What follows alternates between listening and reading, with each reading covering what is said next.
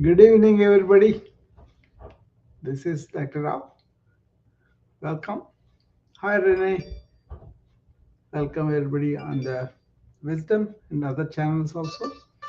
So many of us So, merge. we have been talking about a lot of things yesterday on this topic of sage's mind and the beginner's mind. Two different states of mind I was talking about. Um, it's more like we were talking about a mind that is having a lot of knowledge, a lot of insights, and how does that mind can take a stand like I know everything, I don't have to know, versus the mind that is curious, that is really wanting to learn things, right? So those kind of things. These are important because this information age is making us get information overload, brain fog, and are really stuck in grooves and all that, right? And people are getting burned out because of the information age of the EMRs in this era.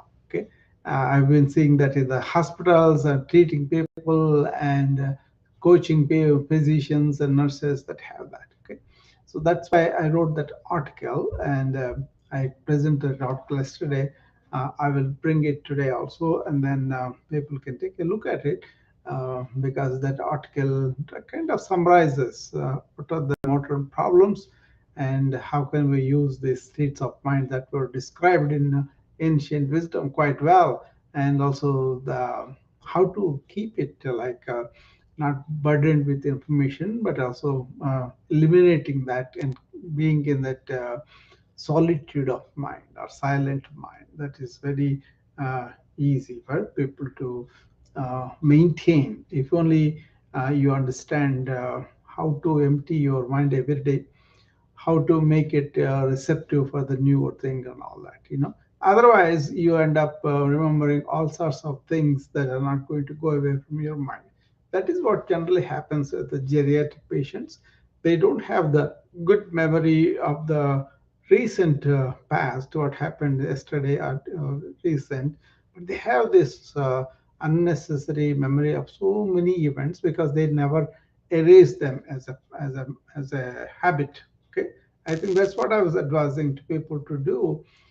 Daily get up in the morning. Don't let everything rush into your mind right away, but then take some time and then hi Leslie, hi Nazil, how are you? So that's a practice I was describing that people should be doing every day, which I do myself. Okay, I do deal with a lot of information because as a physician, you get to deal with a lot of data.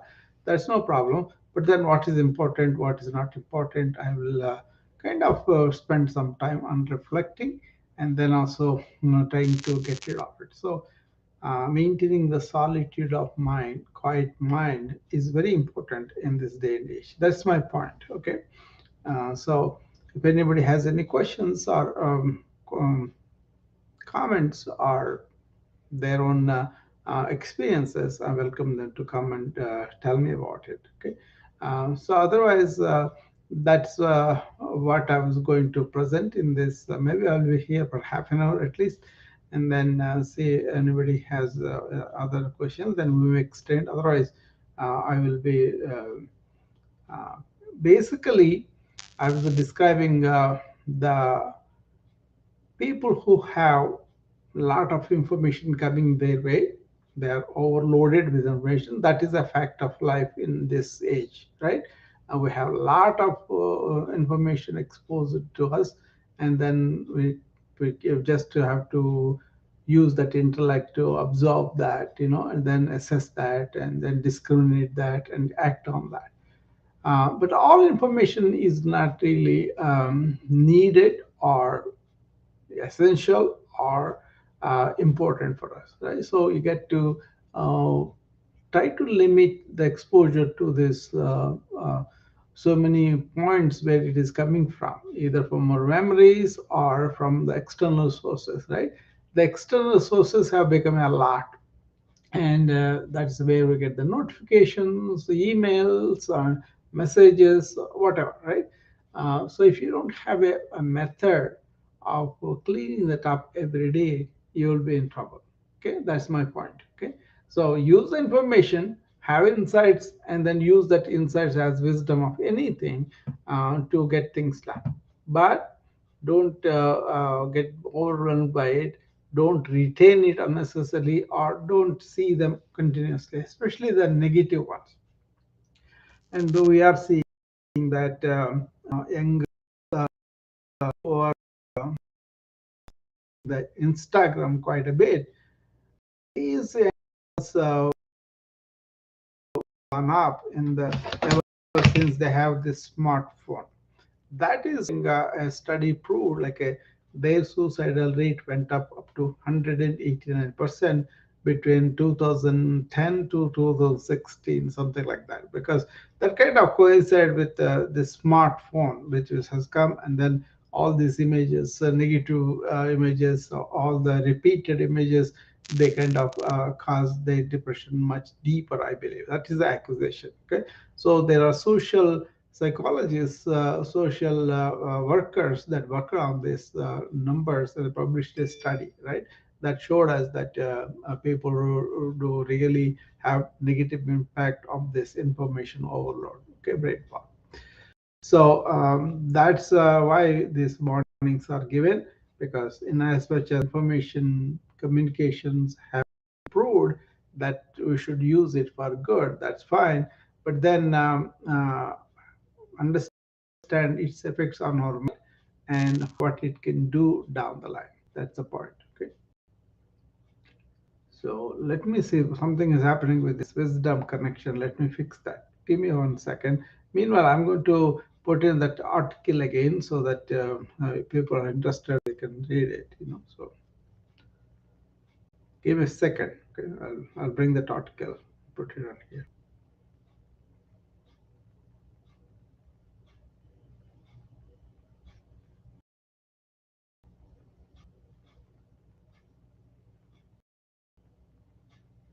I'm pinning that article here so that if somebody is interested, they can look at it. Okay. Okay. So I'm going to fix that connection with the wisdom. It is not coming up somehow.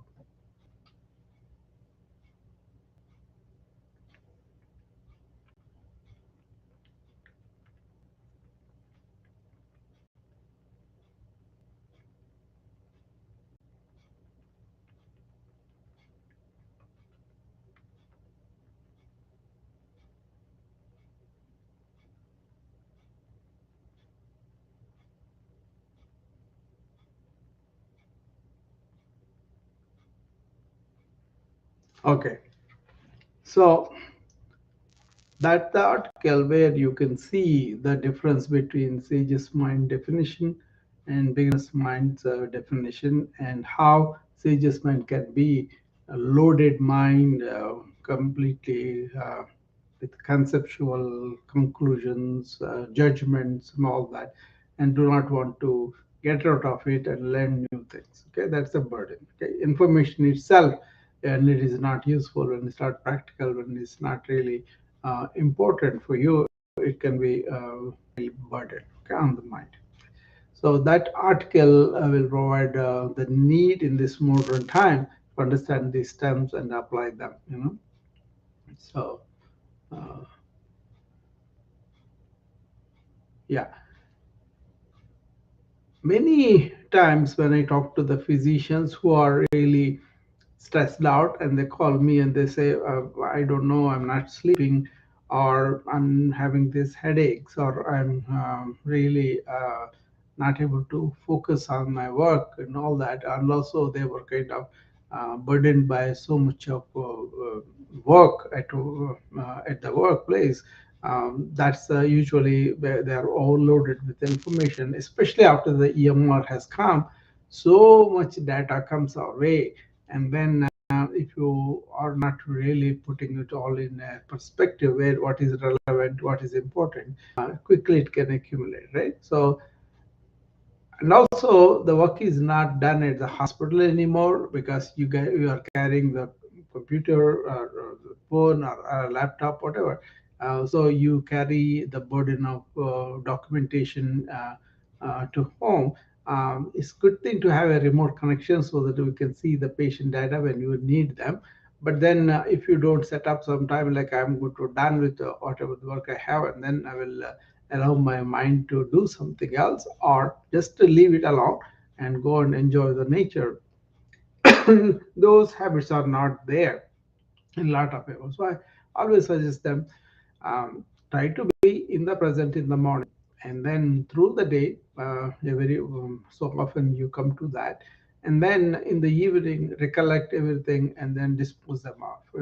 And also go and take walks in the nature, or listen to light instrumental music, and also really spend time where you are really taking the data, or not even data, the stimuli from the nature, and then completely enjoy. If you see grass, see the grass. If you see the green tree, see the green tree. If you really smell a flower, smell the flower, like that. Attending attending to everything, that's an important thing to cultivate.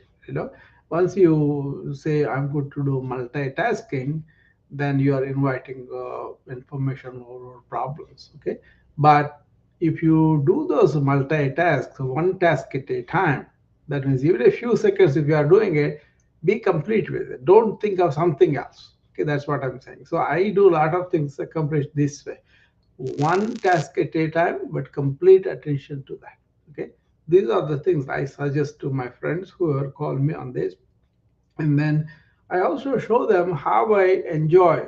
Suppose I'm watching a movie, I'm completely into that. I'm talking with my wife, we're completely talking to her and then listening to what she's saying, things like that. Just attending to whatever we do is a habit that can nullify this. But apart from that, see, you're exposed so much of material that you are not having enough time to focus on. That is the one you have to do. Coming to the ancient wisdom, one statement that helped me was, it is not the amount of work that is the problem, but it is the extraneous thoughts you allow while you are doing the work. That means you are not in the flow state, you are allowing to think about something else when you are doing something. So that is the one really helped me a lot to focus on each task, each thing that I do, and that is what I recommend to a lot of people. Okay, so that's difficult to do because our mind is mercurial, and it can go from here to the rest of the world in a second and come back, right? So we know that. So that's why you need to have some measure where you kind of not having a scattered mind, or really not concentrated mind. So you get to at least give some time every day, especially after you get up and before you go to sleep, and then calm it down, gather together, and then combine that with the deep breathing. Then the deep breathing slows the thought thinking, and then you can identify the negativity, positivity of a slow thought, and then replace the negative thoughts with positive, and try to sleep on the positive thought at least. But ideally, you should be sleeping on uh, no thought. Okay, but that takes a long time for people to do. So if you are in the awareness, you are really sleeping on uh, no thought. That is a very, very good thing to do. So that's what I wanted to tell most of the people, but most of the people don't want to bring the awareness to the front and then think when they want to, but then they allow the thinking take over them. That is the problem.